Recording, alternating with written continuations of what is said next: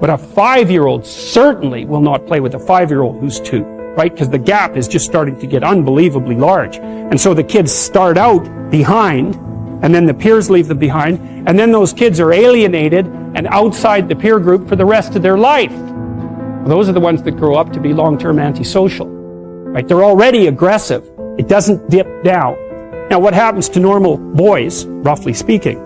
Imagine the aggressive 2-year-old types. They get socialized, so their level of aggression goes down, and then they hit puberty and testosterone kicks in, and bang, levels of aggression go back up. And so that's why males are criminals between the ages roughly of 16 and about 25. So, and it matches the creativity curve, by the way. It's so cool. If you look at the spike of creativity among men, 16 to 25, and it starts to go down, criminality matches that absolutely perfectly. So that's quite cool. So, and the testosterone levels raise the average level of aggression among men. It's more dominance than aggression, actually, and testosterone is by no means all bad. And then it starts to decrease at about age 25 or 26, which is usually when men stop staying up late at night, stop drinking as much, develop a full-time career, and take on burdens and responsibilities and opportunities that are associated with a long-term partner and family. And so, also that's the development of what I would call predatory aggression, because I also think that the agreeableness distribution is probably something like predatory aggression versus maternal sympathy. It's something like that. So if you look at other mammals that are predators, because we're predators as well as prey animals, if you look at other animals like bears, the male bear has absolutely nothing to do with the raising of the infants. In fact, the female bears will keep the male the hell away because he's likely to kill the infants and maybe even to eat them.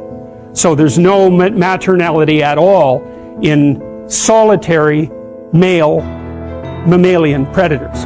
It's really useful to investigate the viewpoints of people who have opposing views to yours, because they'll tell you things. Not only will they tell you things you don't know, they'll also tell you how to see the world in ways that you don't see it.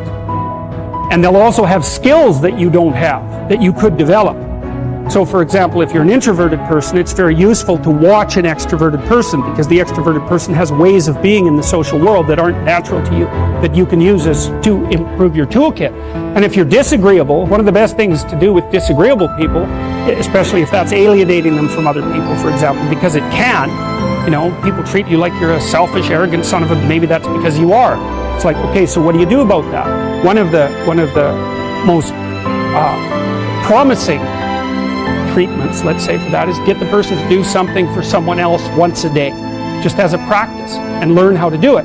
Maybe you can wake the circuit up, if you think that it's lying dormant in you, which is probably right. I think we have a very wide range of propensities within us. Some are switched on, genetic propensities. Some are switched on, but I think that if you put yourself in the right situation or walk yourself through the right exercises, you can switch some of these other things on as well. But it takes work and dedication and discipline. I would say, generally speaking, if you want to adapt yourself properly to life, you should find a niche in the environment that corresponds with your temperament. Right? You shouldn't work at cross purposes to your temperament because it's just too damn difficult. But having done that, then you should work on developing the skills and viewpoints that exist in the space opposite to your personality, because that's where you're fundamentally underdeveloped. And that way I think you can extend out your temperamental capability across a wider range. And to me, that's roughly equivalent as bringing a richer toolkit to each situation. So if you're hyper extroverted, you should probably learn to shut up at parties now and then and listen just to see what's going on, to see if you can manage it, And if you're introverted, well, then you should learn how to speak in public and to learn how to go to parties without hiding in the corner and saying nothing to anyone. And if you're agreeable, then you need to learn how to be disagreeable so people can't push you around. And if you're disagreeable, you need to learn how to be agreeable so that you're not an evil son of a bitch. So, and the same thing applies even in the conscientious domain. It's like if you're too conscientious, you need to learn to relax and let go a little bit. And if you're unconscientious, it's time get out the Google Calendar, man, and start scheduling your day, right? And beat yourself on the back of the head with a stick until you're disciplined enough so that you can actually stick to something for some length of time and not living in absolute squalor, which is something that would characterize someone who's very disorderly, for example, because they don't notice. It doesn't bother them, disorder. It's like, maybe they can see it, but it doesn't have any emotional valence, and so it doesn't have any motivational significance. So the other thing you might want to think about too, if you're choosing a partner, is try not to choose someone who's too distant from you on the temperamental variables, because you're going to have a hard time bridging the gap.